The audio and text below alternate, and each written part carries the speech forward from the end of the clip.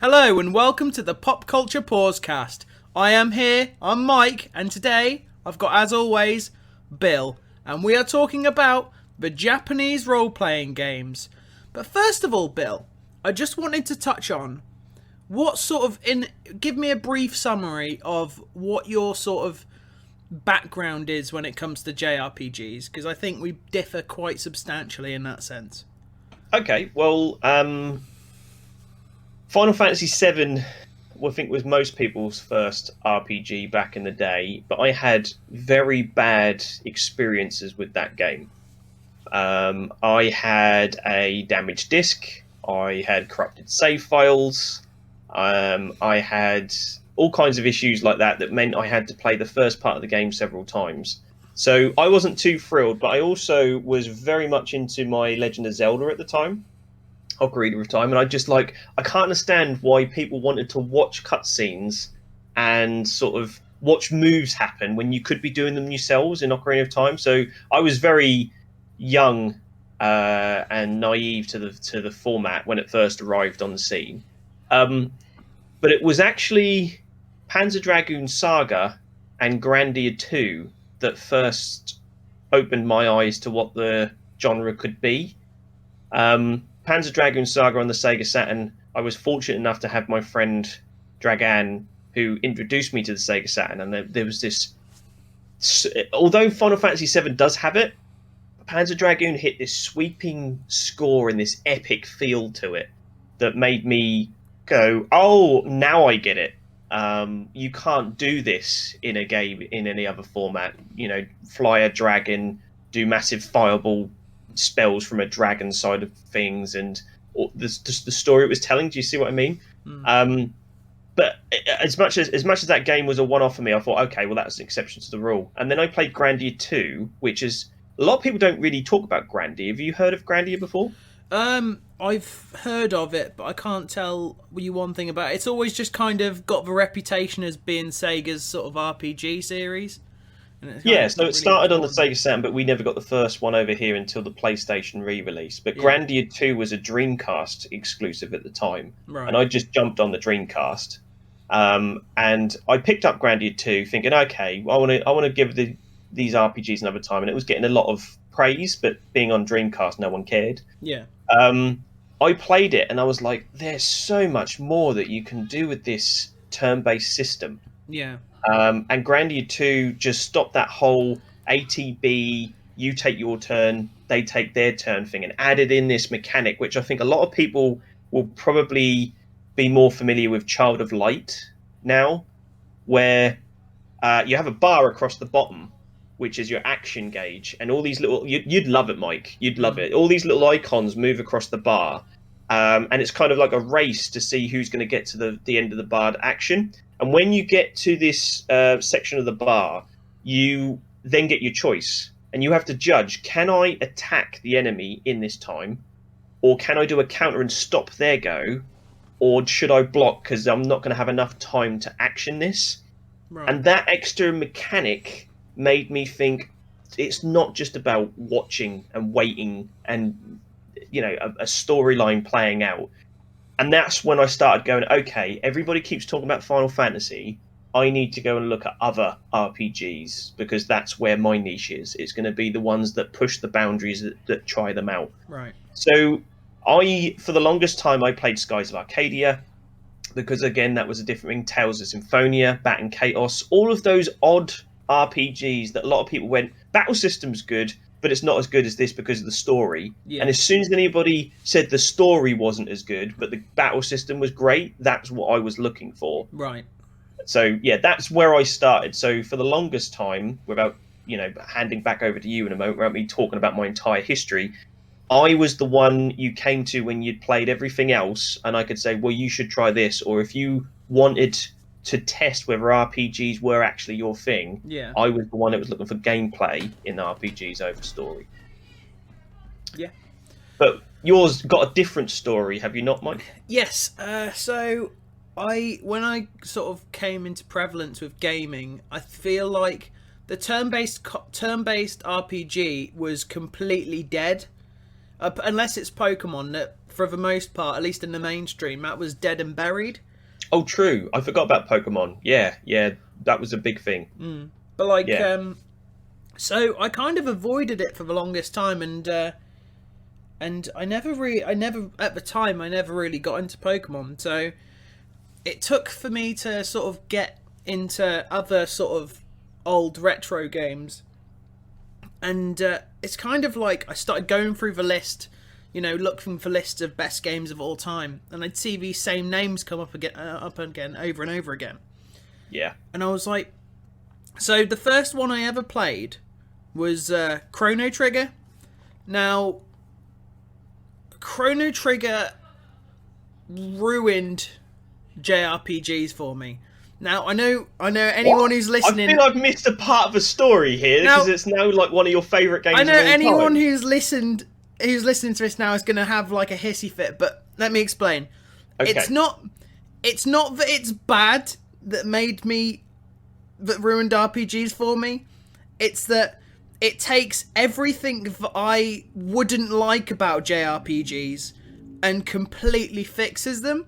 So when I play something like Final Fantasy VII, which is considered one of the best games of all time, I play it, and it's the same things that just beat me over and over again. And I just think, for God's sake, this is like... I think also whereas Chrono Trigger for me lived up to the hype, I feel like something like Final Fantasy VII was put on such a pedestal, especially because of its nostalgic footprint and a lot of other factors, being the first Final Fantasy that was in 3D. You're never gonna live up to that hype. You're never gonna be that kid who plays Final Fantasy VII in 1997 and gets blown away. So when I did play it, I mean, I'm sure we'll get into this more, but I was hooked in the beginning, but then maybe because I tried to sort of do everything because I didn't want to miss anything, but towards the end I was kind of ready for it to just end so I could move on to the next game. Yeah, I get what you mean. I played through a lot of the ones the magazine suggested for the GameCube going forward, because I stayed away from a lot of PlayStation games, and I didn't have a PlayStation console till much, much later. Right. So if you didn't have a PlayStation, you were missing out on a lot of RPGs anyway. That was like the RPG 100%. System. And the Sega Saturn, which is where I had a Sega Saturn N64, Dreamcast, and then GameCube. The Sega Saturn owners at the time who were publishing the games in this country didn't think RPGs were a big thing. So a lot of the RPGs on the Sega Saturn didn't make it over to this country either. So again, I missed them. And as we know, the N64 had 0. Except for... what was it? Quest 64. Yeah. But let's face it, that's not really what we're looking at today. So when the GameCube came along and they started releasing RPGs, that's when I had relied on the magazine to sort of tell me, because if it wasn't Final Fantasy, it wasn't getting a lot of notoriety. No. But for the longest time, I always, because I worked in game and I was talking to a lot of the general public about what they liked and what they should try and that kind of thing. Yeah. I always said Final Fantasy is the one that's best known because it's everyone's first, but it's not the best. And I was explaining these other ones, and even like some of the real-time action ones like Phantasy Star and things of that nature. But I wanted to actually back up my claims and prove I was right. So I actually went back and played all the Final Fantasy mainline games back to back in 1 year. And I was pleasantly surprised. I was expecting me to hate it and not make it through, but it's a lot of peaks and troughs in that series. And some of the ones, again, that I think are the best are the ones that just keep it simple. It's just when they start getting too complicated or they start getting too advanced for the system they were designed for that I start to switch off. Yeah.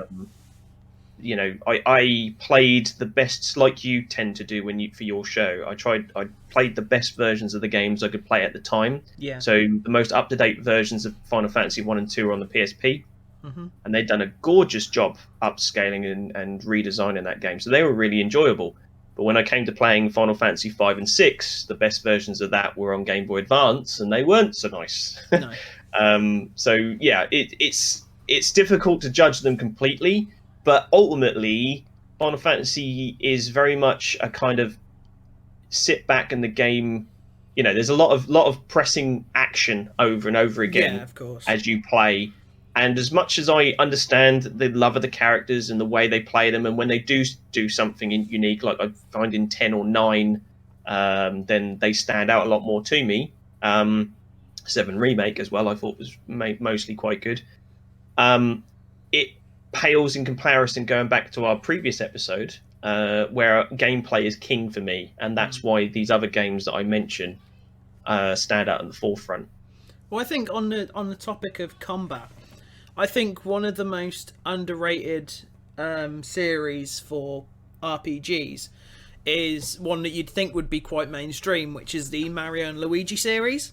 Yes, now, great games. I really like the way the combat works, because you see an enemy on the screen, there's no random encounters, and you can, if they bump into you, you take damage, but you can jump on them, and that'll give you an extra attack when you come in. Yes. And then there's a lot of, with the Mario and Luigi games, if you just spam the same button over and over again, just spam through the combat, there is a very high chance that you will probably get taken down pretty quickly.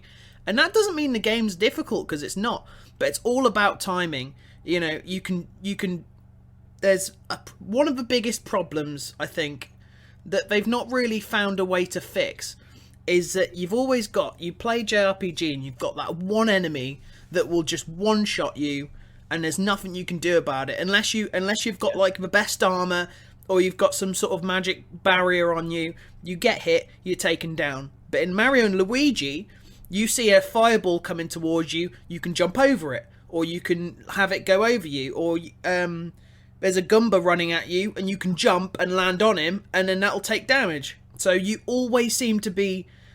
It's always interesting to me, the concept of a JRPG that's turn-based, where you could feasibly go through the entire game without getting hit. Yeah, I think the great thing about Mario and Luigi is engagement. It keeps you engaged in all the combat. You don't spam knights. I'm beating on Final Fantasy a lot here, but we will move on from this, I promise, listeners. You don't spam Knights of the Round, go away for 15 minutes, come back, and expect everybody to be dead. You know, in Mario and Luigi, you're engaged by you've activated the button, but you get more damage if you complete the button prompts that are on screen. And likewise, they play with the formula, which is going back to what I was saying about some of those other ones, Baton Chaos, Tales of Symphonia, Skies of Arcadia. They give you a very simple battle system, and then they add to it and keep building blocks on top of that right up until the end of the game. So like you were saying, Mike, about, a Goomba comes towards you, you can press A to jump, and then if you land on it, you don't get hit, you dodge their hit and you hit them back.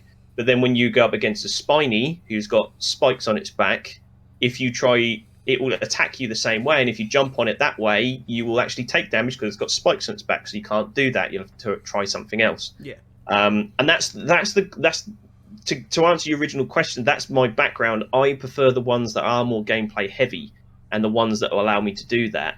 But that doesn't mean that the evolution of where you go with RPGs, which I find is quite fascinating at the moment, is they leave a lot of the history behind.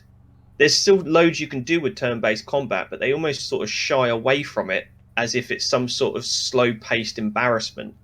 And I don't think that's true. I think there's a lot you can do with turn-based RPGs that things like Mario and Luigi have proven. Grandia is a great example where the combat is constantly engaging and you're constantly making decisions. And I think it's a real shame that genre has almost been sort of left by the wayside because it's labelled as being too slow and boring. Well, I think it does. I think the gaming landscape today doesn't help itself because, like, for example, you look at Octopath Traveler, considered one of the best JRPGs in the last, 10 years or however long it's been. Yes. But why is that? Is that because it's a good game, which I do believe it is, or it's because it's a genre that we haven't had in such a long time that people suddenly go, "Oh, this is fun." Well, this is the point I'm getting around to. It's considered one of the best JRPGs in the last 10 years or whatever, but I'd argue that it throws back to some of the worst things about turn-based games, in my opinion, because like take Mario and Luigi does it, but another game that does it is with Chrono Trigger, for example. You're walking around on a map. There's no random encounters in the overworld, so if you're going from town to town, you won't get interrupted. And if you see an enemy, you can quite feasibly just run around it. And of course, you do get hit. You know, there are encounters you can't avoid, but there's something great about the presentation of Chrono Trigger, where if you get hit, if an enemy bumps into you and you're about to fight, the screen doesn't go to black, and then you're in a completely different setup. You literally you see the sprites on screen run into position, and the enemies will run into position, probably do a little spin and have their own little flair, and then the fight just begins. Yeah. So there's no sort of disconnect, I suppose is the word I'm looking for, between exploring and fighting. Yeah, it's still turn-based, and that kind of level of immersion, I suppose, is something that I really appreciate, which hasn't really been... The only example I can think of that's done that since is Sea of Stars, which I haven't got around to playing yet, but looks fantastic. A lot of the Secret of Mana games are very similar to Chrono Trigger in the way that the battles sort of happen during, on the same map kind of thing. But again, going back to Grandia, they actually use the battle system and like the swap between the maps to their advantage. And Mario does this as well. Mario and Luigi does this as well. Yeah. Where you see the enemy coming, and you can attack the enemy, and if you manage to hit, you get advantage in the fight. Yeah. But if they hit you, or it come in from behind, they get the advantage. And I think there's clever little things like that you can still make turn-based fighting interesting by just adding these little. They don't have to be complicated. These little tiny tidbits to the overall mechanics is like ultimately RPGs like board games. Yeah. And the more kind of the simpler it is to learn, but the more you can do with the tactics and the complications they put in it, the better. But there's just as many examples of what they do outside of the world. Like another franchise I highly recommend is the Xenoblade Chronicles, especially the first one. Yeah. Purely because that hit a kind of, I don't know what the word is, but that particular game came at a time in my life when I thought I was going to get out of games. I had all these games on a shelf, and I was just like, I just don't, game had driven me down to a point where I was like, I don't know if I want to do this anymore. Yeah. And then that game came along one summer, and I played that, and I was like, this is why I like playing video games. Yeah. It's not just about the FIFAs, the Assassin's Creeds, the Call of Duties every year, same stuff. People can get inventive with it. And that was again, using what you've said before, where they build on what things like Chrono Trigger does. It's not turn-based, right? But everything's on the same map. Yeah. But it's all about positioning. It's kind of like an MMO sort of combat. Yeah, kind of. But even still, you get like 10 moves across the bottom, and wherever your character's standing, so if you stand to the side of them or to the back of that character, it will do double damage. Yeah. So unlike a lot of those MMOs, which again are not my kind of thing, just sort of clicking on an enemy and watching it, I don't really rate Star Wars Knights of the Old Republic. No. Because it's how lack of engaging it is during its combat. You click on the enemy, you watch it, you wait for your bar to fill, you press a special. The reason I love Xenoblade much more, even though they're very similar, is that I'm constantly maneuvering my character around the enemies that are moving and watching other enemies and where my other partners are, because that opens up more damage opportunities and defense opportunities. That's what I mean. It's expanding what's been done before. I think that's one of the things about Chrono Trigger. It's great. Is positioning's really important. So Yes. you'll have an attack that will hit in a straight line, and if those enemies are lined up correctly, you can just hit them. Or if they're in like a circle type pattern, there's an attack you can do where you sort of go around in a circle with a blade and attack them.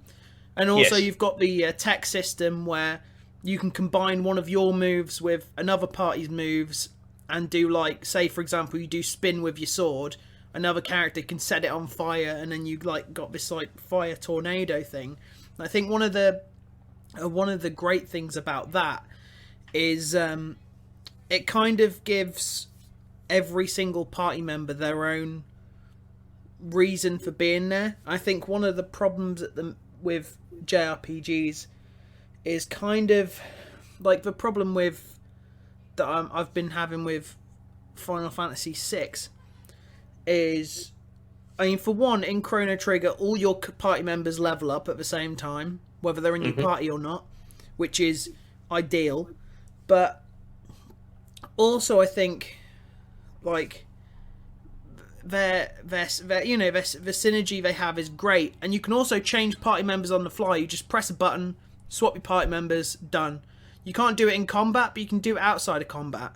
And there's always that incentive to learn what sort of moves you can get next. And every time you learn a new move for one character, you go, oh great, what moves can I combine that move with to make like a, you know, a double tech or a triple tech? And that's exciting. I think also not having the random encounters means I'm quite happy to run from place to place. And I think the random encounter system itself kind of punishes exploration in a sense, because so I think you're starting to touch on now, like when we spoke before about this, where the problem lies, I think, with turn-based RPGs, and mainly why they're almost a treat to have, because there's too many bad examples out there of things that are labelled with RPGs. They're slow, they don't have a lot of gameplay, random encounters, even things like certain characters that don't really serve a purpose, but are there just to make up the numbers. There's a lot of that kind of thing. But there are so many more examples where they've just done it correctly. What did you think of Octopath Traveler? I didn't really sort of tell from your reaction. Did you like it, or have you not played enough of it? Or I haven't played that much of it. I think the problem is one, I didn't personally connect with the characters. The fact that they're all sort of got their own. This is a big problem with me when it comes to JRPGs, which is the problem in which you have a character where the character is like introduced and it's like, wow, look at me, and then they've got their own story and their own character arc, and then their character arc comes full circle, and then throw them right at the back of the bus. Next character comes along, character arc, throw them at the back of the bus. It's this problem that I think a lot of games have. I think some games have avoided it, but I think pretty much every JRPG I played have had this problem to some extent, where instead of having a character that goes on this journey, I mean, of course your main protagonists like your Clouds definitely have this, but it's more so the other party members. You have characters, like a good example is Red 13 in Final Fantasy VII, right? Right. So in the remake or in the original? In the original. Okay. So Red 13's introduced. I remember when I first saw him, I was like, wow, this guy's a cool character.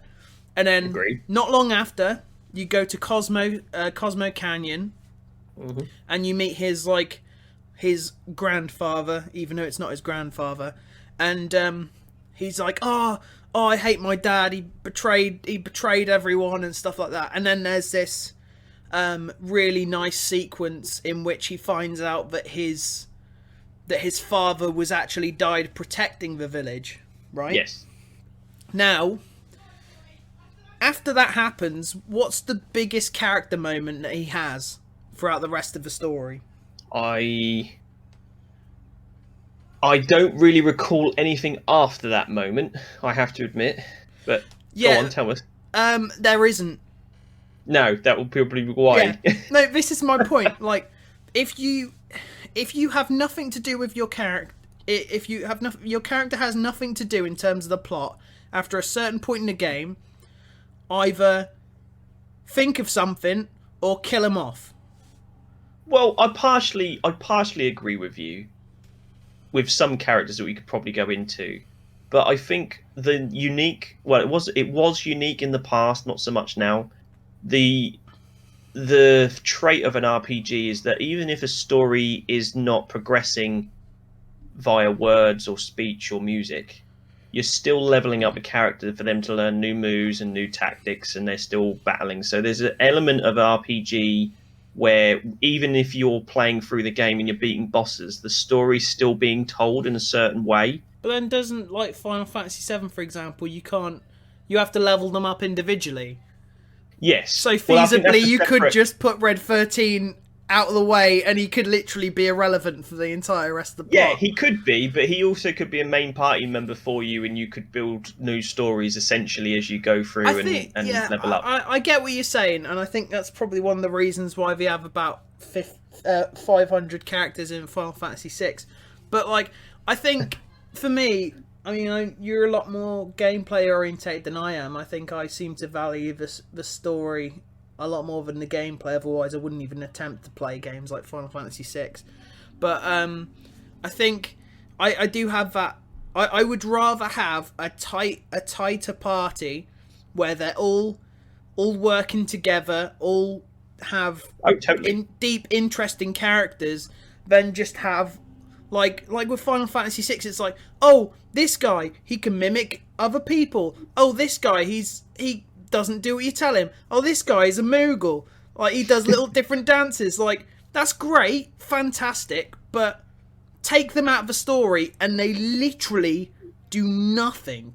And I think... Oh yeah, I totally don't get it twisted. I totally agree with you. I would rather have less characters where they do more things than more characters that are one note.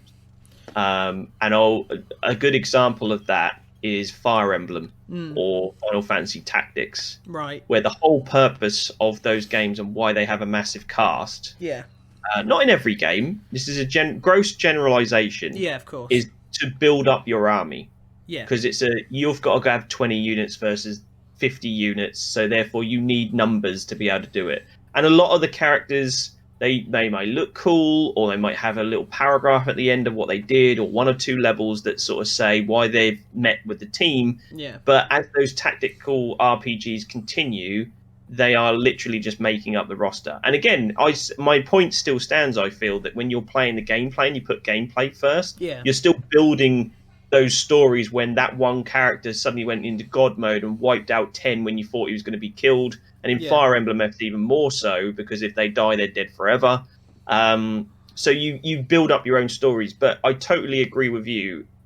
One of the reasons I get annoyed with tactical RPGs is because they are two-dimensional characters a lot of the time. Yeah. And the other thing is just moving all the units. It takes so long. Just moving like 20 to 40 units just to say, oh, I want to move my whole party forward, and it takes ages.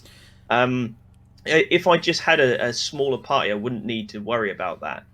And I again, like you say, putting them in your in the back behind the bus, so they don't have to worry about it. That the reason I partly agree with you is because what I've said about Red 13 could be a lead party member in your team and come up with new moves, and you might go, oh, your final limit break's amazing. Yeah. But there's also just as much concern in there where the game contradicts that, Final Fantasy VII, where if you don't have I've forgotten I can't believe I've forgotten his name. The guy with the gun arm. What, Barrett? Barrett. Sorry, terribly sorry. I do know what I'm talking about. Honest. Barrett has a part in the story which happens on the end of Disc 2. Right. Where you go to his hometown and there's that other guy with the gun arm. Yeah, yeah. And if he hasn't been in your party, he's not. You have to fight that guy one-on-one. Yeah. So if you haven't used Barrett at all, he could be like level 5, and this guy's like a boss. and there's no way to level up. So when I was talking about bad experiences with Final Fantasy VII, I didn't use Barret No. because I liked Red 13, I liked Tifa, and I liked Cloud. Yeah. So I got up to that part of the story, saved just outside the boss, and there was no way to level up. So I completely hard locked, soft locked my game. I couldn't possibly beat the boss because Barret wasn't strong enough. That shouldn't happen. You shouldn't be playing a 50, 60-hour RPG to get to a point where just because the story dictates, you can't continue anymore. Hey, you! Yeah, you! Do you like video games? Do you like kick-ass characters? Do you like action and adventure? Then you should go to RagingDestiny.com and get your copy of Raging Destiny, an action-packed fantasy fiction today. A novel written by a gamer for a gamer. That's right, written by me, Bill, from Pop Culture Pause Screen. It's a non-stop thrill ride with in-depth characters that very well could be your next favourite franchise. There isn't any slowing down in this book, oh no! Every chapter is designed to keep you reading and wanting to know what happens next. You can find out more at RagingDestiny.com, and I thank you in advance for your support. Now, back to the show. Yeah, I think also Final Fantasy VII has a deeper problem, which is related to the gameplay, which is the materia system. Now, people like the materia system, but my problem is kind of linked to the story in the sense that because you can essentially put any materia on anyone, it makes all of the characters from a gameplay standpoint, apart from limit breaks and whether they can shoot or hit, it makes them kind of redundant. Like you can have, like, I don't know, Cloud, Barret and Cid throughout most of the game, and it wouldn't really affect anything. Now, what I think is good for a good combat system is again going back to Chrono Trigger. Like I was every time, like I was constantly just switching out my party because I wanted to learn new dual techs and triple techs, and then that just kind of fed into the narrative in the sense that there was like flavor text from each of the characters, and they do have moments for doing that in Chrono Trigger. In a lot of, especially Final Fantasy VII, you're punished for changing party members. Yeah, and I think I think it should be for me personally, I think it should be a given that if you have a big party, they all level up at the same time. Yeah. And I think, like, for example, Final Fantasy VI, you've got the Esper system, where you put an Esper on a character, and then if they go in enough fights, they learn certain spells, which is great. If you've got your favourite party of 4, then that's great. They're going to know all the magic, they're going to know everything, they're going to be equipped for anything. But then you get to the final dungeon in the game, and it's like, right, we want you to have 3 different parties of 4 that you're going to control individually. And you think, oh no. So your only option, right in the cusp of the game, right at the climax of this game that you've put hours into, you're like, well, I've got to spend the next, 5 to 10 hours grinding in a forest to make sure the rest of my team are as competent. And that's just really and there's no frustrating. warning for that. No. There's no heads up. You just land into that brick wall. And I think that is another issue that gets in the way of people enjoying these turn-based RPGs. That add it to the list of things that have put a sour taste in people's mind. And I don't think it's about the slowness of it. I think that's misinterpreted. I think it's all of these things where bad game design, level design, and combat design has made people think that it's a genre that doesn't need to exist anymore, or that it's a genre that everybody has to have an active fighting system. That's why Final Fantasy VII Remake had an active battle system, why Final Fantasy 15 did the same. And a lot of these RPGs, when they do come out, everything has to be you fully controlling the character. There is also an argument to say that everything's an RPG these days, because what do you do when you want to expand your game, your online experience, or your first-person shooter, or your open world sandbox? You chuck RPG elements in there. That's a layup. That's what you do. But I still think if you strip it back, some of the best RPG experiences are ones that keep it simple and don't punish you for things you wouldn't know. The best examples of that are ones I believe outside of the world of Square, but they're the ones that got the popularity. And I also think they're the ones that have decided that people don't like these games anymore, they're too slow. And very much like what Capcom and a lot of the survival and Konami with Silent Hill and Resident Evil, respectively, beforehand, they decided at some point people don't like horror games anymore. It's all got to be action. And it took a while, but then we came full circle where suddenly they're like, oh, wait, other people are making these games and they're being successful. We need to obviously dial back a bit. We got it wrong. But somebody has decided that with turn-based RPGs because of their experiences of what we've been talking about. And I now think it's a genre that's really starving for attention. I think, yeah, I've really gone back to it, the roots. Like, I played the first JRPG ever made, which, do you know what that is? Dragon Quest 1. Yes. So, I've played through most of the Dragon Quest series, and, like, there's not... Like, for example, the first game, it is extremely basic. Like, it's... in fact, it's not even a long... It's not got really any characters. It's... You must hate it, because it's like got everything in RPG you don't like. Well, this is the thing, right? The game, if you know what you're doing, the game is like 4 hours long. Yeah. So, like, there was kind of this... I played it, and don't get me wrong, I'm not going to tell you it was like the best thing ever, but there was almost like this kind of charm to the simplicity of it. But then I played Dragon Quest 2, and then you're about 3 hours in, you're like, oh wow, I've met characters, I'm having a good time, and it gives you a boat and says, there you go, here's a boat, and the whole world is open to you, and you go, well, shit. and no matter what the guides do, there's nothing can help you at all. And it's just, I think that's another problem with JRPGs that were because I don't know about you, but I always kind of lose a little bit of interest in a JRPG when I get to the point where it gives me my vehicle. So whether that's an airship, a boat, and it's just like, go. So it's been holding your hand throughout the entire game, telling you where to go, what to do, and then you get this vehicle, like I said, whether it's an airship or a boat or whatever, and it goes, right, now I just want you to explore.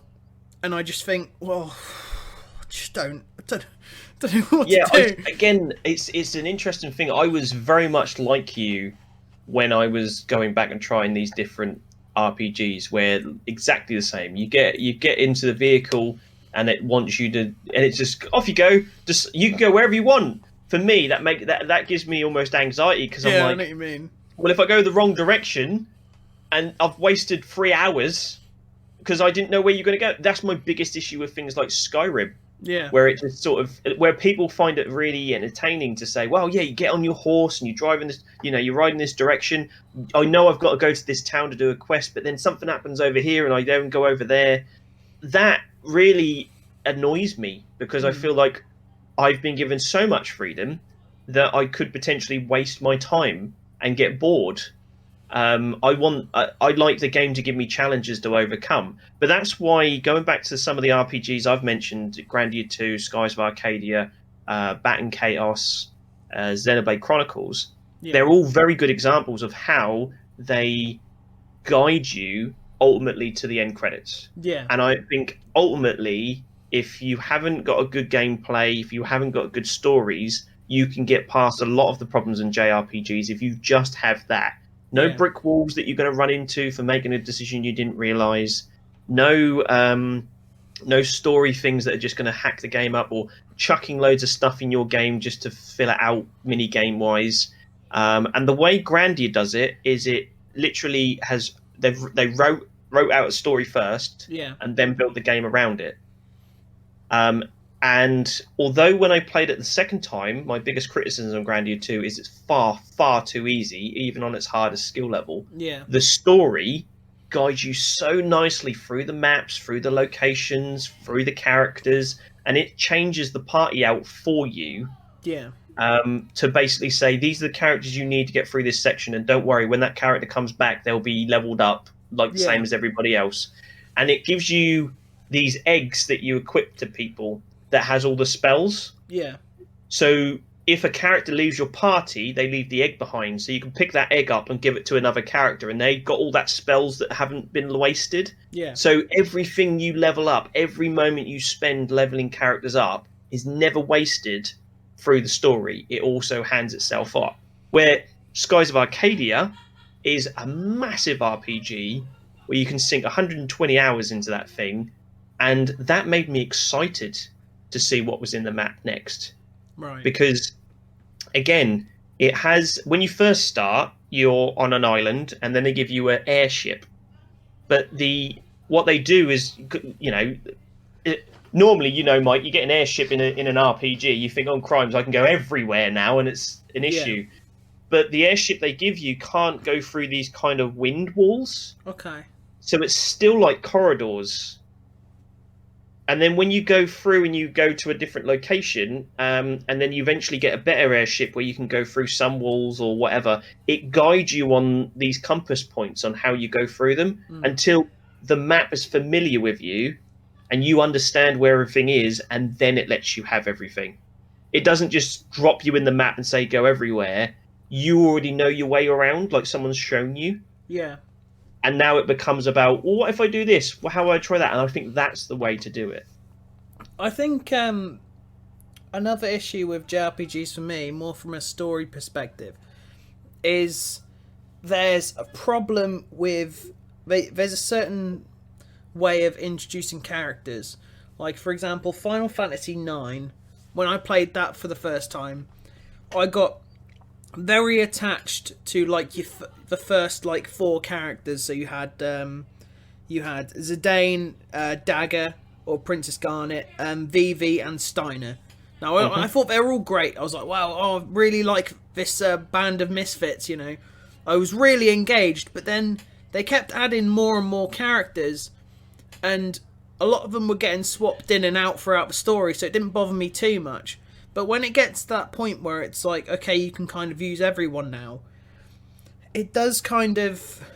It does at some point does kind of rob those characters of their own agency in a sense. Like when characters came and went, you were like, it was like, oh, the character needs to do this or the character needs to do that.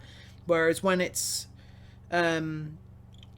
just, oh, everyone's here for good now, they're gonna just work together, it's a bit weird. And I think when you introduce a character too late, you run the risk of them basically being useless.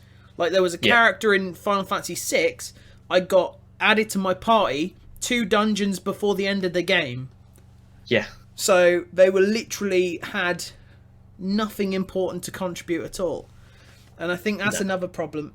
If you're going to have a character join your party late, you have to introduce them early, even if they don't join your party. Or you have to have really good story hook. Like I think, you know, back to Final Fantasy VII, I think Cid was done quite well. Mm-hmm. Whereas I feel like in other Final Fantasies, obviously Final Fantasy VI being the one on the brain at the minute, is... It must have about 5 or 6 characters that might as well just not even be in the game, and they would have no bearings on the story. Yeah, and I think there's lots of RPGs that do that. I think a game that handles its characters the best for me is Skies of Arcadia, because they only have a cast of 7 characters throughout the whole game. But 3 of those never leave your party. Yeah. Or if they do, I mean, they leave for minuscule amount of time. Yeah. So 3 characters you have throughout the whole thing. And what they do is they switch out the 4th character depending on what's happening in the story at the time. Okay. But then they reintroduce that character at points where it gives you a chance to either get used to them, level them up, or stay where they are. But they come back in a strong way. Mm-hmm. But everything that happens in the story happens to the party. Okay. So going back to what you were saying before about, you know, that character that has their little bit in the sunshine and then they go back to the back of the bus. Yeah. In Skies of Arcadia, it happens to the crew. Okay. You know, so that is another way of having an interchangeable team, but not have anybody feel missed because there's always something happening to everybody. Yeah. I did get another one. I feel does it really well, and this game does not get enough praise out of a landmark franchise in Final Fantasy. Is Final Fantasy IV. Now, Right. I've only ever played the DS version, Okay. and it's my favorite Final Fantasy game Right. because it handles all the characters really well. Every character is constantly contributing to things until the end. Mm-hmm. All the characters are interesting takes on the job system. And the only thing it really does wrong, which is such a stupid design choice, Right. is, and it was added for the DS, they have these things that you can learn where they're like special traits. Okay. And they allow you to do certain things in battle or on the field or whatever. The best way to explain it is like HMs in Pokemon. Okay. Right. The only problem is they're like HMs in Pokemon. So once you've trained them to somebody, you can't train them to anyone else. Okay. But you don't know what the benefit of them are from the little one-sentence description until they're on the character and you try it. Oh, dear. And you could be playing for, again, hundreds of hours, and then you get two of these that would work perfectly together on one character, but you've already trained them to someone else, and you have no option but to start the game again. So, sorry, excuse me. So it's sometimes not even just characters. It's like what you do to get items and weapons and things like that.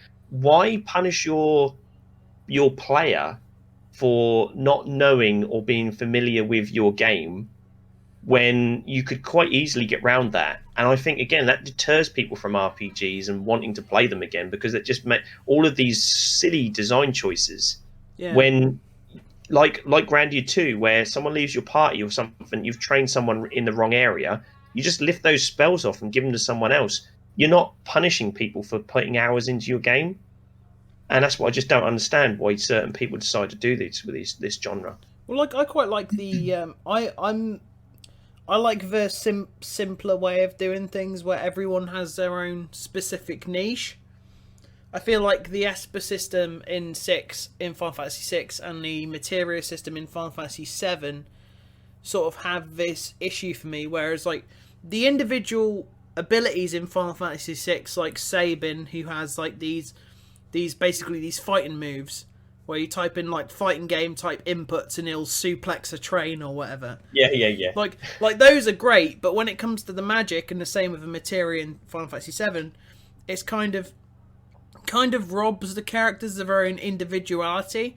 I think having things like classes, like in some of the Dragon Quest games, you can pick your own class, whether that's thief. It's kind of like, I suppose it's kind of like Final Fantasy in that sense, but that kind of makes it more interesting. I like every archetype to have their own specific niche, as opposed to everyone being able to do pretty much the same thing.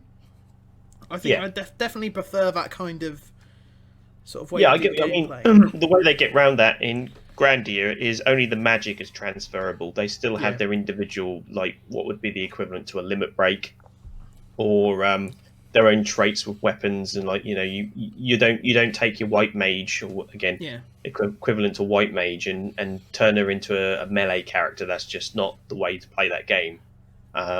But it just means, well, I think what I'm trying to say is that I appreciate the fact it doesn't waste my time. It doesn't say, like you found with some of the end game, where you've put all this time and effort into one party, only for them to say you've got 3 other characters you've abused and neglected. They need to be leveled up as well.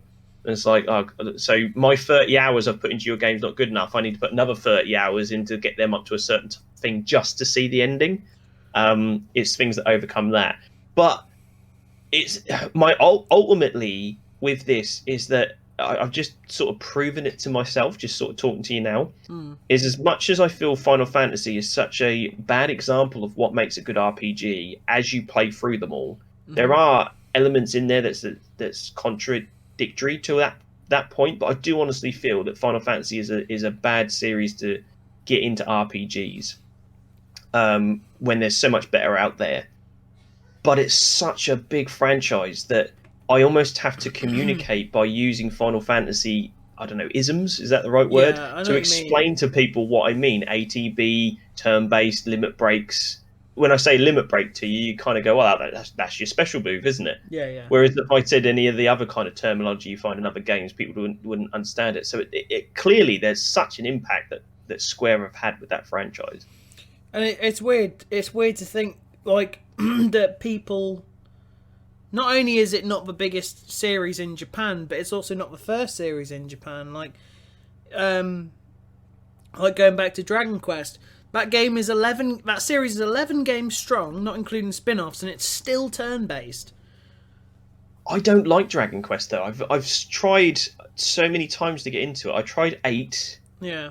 and I forget which numbers they are, but the latest one with the guy with the straight black hair and purple outfit, is that 11? I forget. Yeah, 11. That I'm looking forward to 3 remake just to try it again, and I tried 4. Yeah. So basically all the main characters that turned up in Smash Brothers, I tried all of their Yeah. games. But it was so, and this is going to contradict what I said earlier, but it does make sense if I can explain myself. Mm-hmm. It is so vanilla. Right. It is so plain that I feel that I'm just going through the motions. Yeah. You know, the story never really interested me. The characters were all very the same in whatever one I played. Right. It didn't. There was nothing that sort of latched on and said this is interesting. You know, and even when I was playing through the other ones, I was like, these are still the same moves since the very first game. Yeah. And I think because I didn't have that nostalgia for the series that a lot of people may have had, or especially that they do in Japan, when I was playing those games, I was kind of like, that move was rubbish in the last game, it's going to be rubbish in this one. Yeah. And I didn't want. I feel Dragon Quest wastes my time, Right. where I have to stay in an area and level up. And especially Dragon Quest VIII, where they have, I don't know if you played Dragon Quest VIII. Yeah, no, I've played it through all the way through it. Yeah. Yeah. Okay. So they've got that job thing where when you level up, you've got like 3 lists, and you kind of like your skill points. Yeah. Right. You contribute it, and they just give you a name, and I think there's a brief description about what that does. Right. But you don't actually know if they're any good. So, I think there was something called Hack Slash or something like that, or Yeah. Helm Splitter or something. And I thought, well, that's a cool name. I'll level that up. I got it. It was rubbish. And I felt, well, I've just wasted all those skill points. And instead of learning them like as a line or gaining things that helped me as a go, I had to make a gamble over which one was the best one to go for. Yeah. And then when I got there, it really wasn't worth it. So I feel the game's just sort of wasting my time.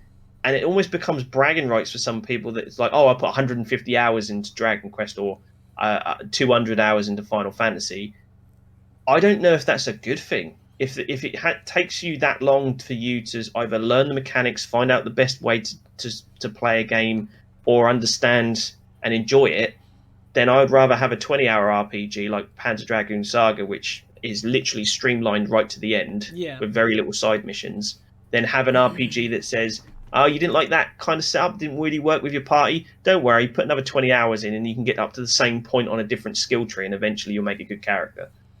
I think to kind of, I guess, defend Dragon Quest a little bit more, because I've played through 1, 2, 3, 4, 5. Oh, wow. 8. I played a little bit of 9, and I've played probably about 20 hours in 11.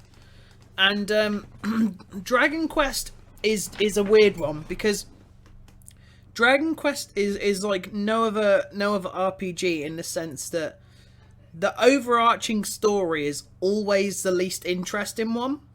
Yes. So Dragon Quest is kind of like if you look at the main story of almost every Dragon Quest, it's like, defeat the evil, you're the hero.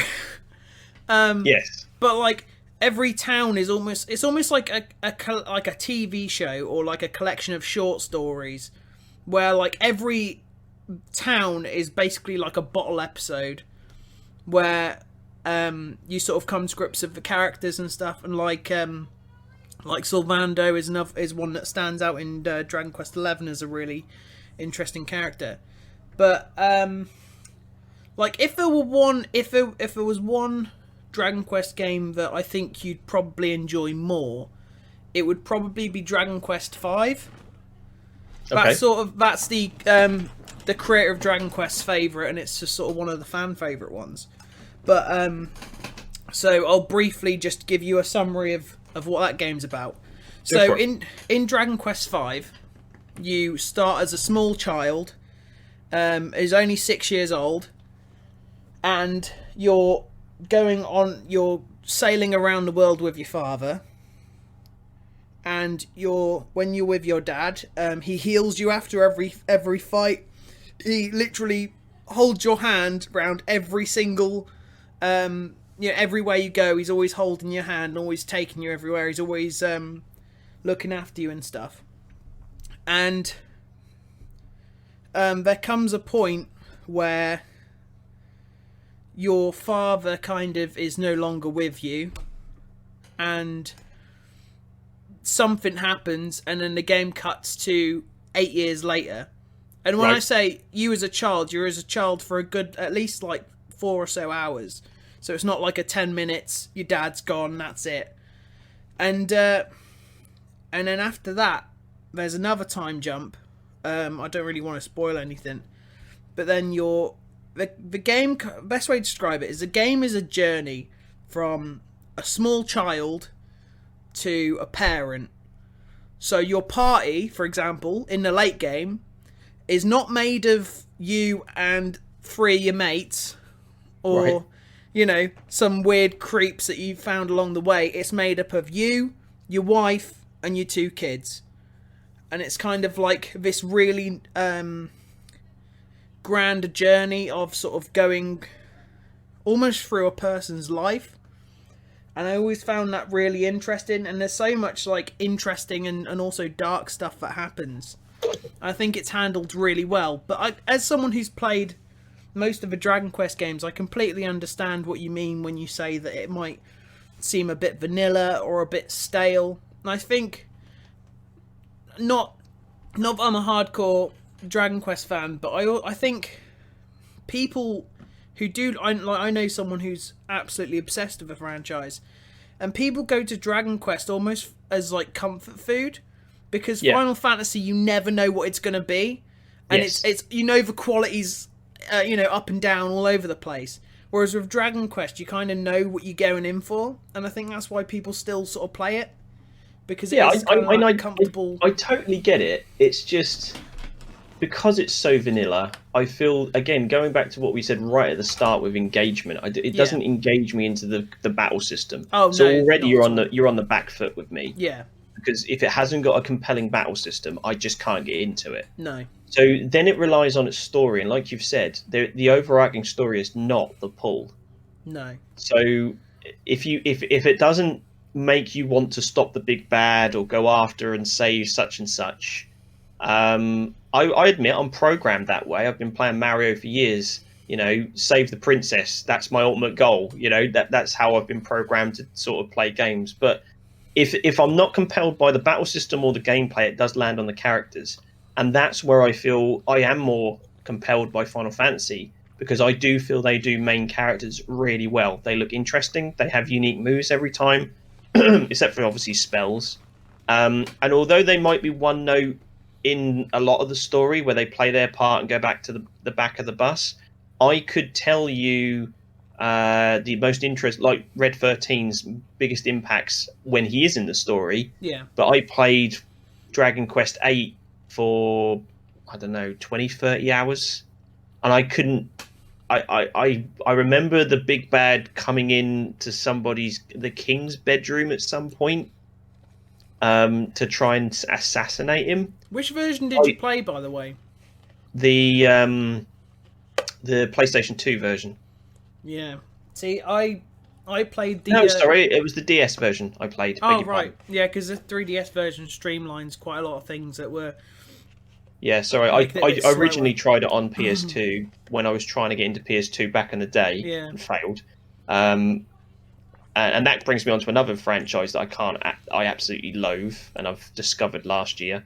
But yeah, I played it on the 3DS, and I can't tell you what happened in that game because for me nothing did happen. Well, Dragon Quest VIII is kind of like the Final Fantasy VII of the series.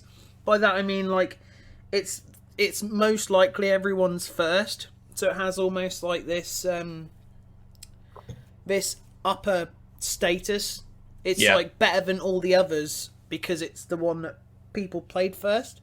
Which obviously that's a discussion for another day, like the whole nostalgia versus reality and stuff like that. But I want to, but I think, like, I'm not going to pretend like Dragon Quest is my favourite series because it isn't.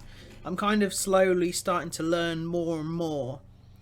But the weird thing is about JRPGs is the characters are so well written a lot of the time, and they are so.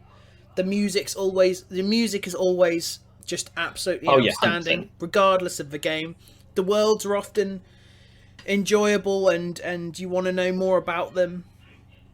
But that combat, man, almost every time just drags me down.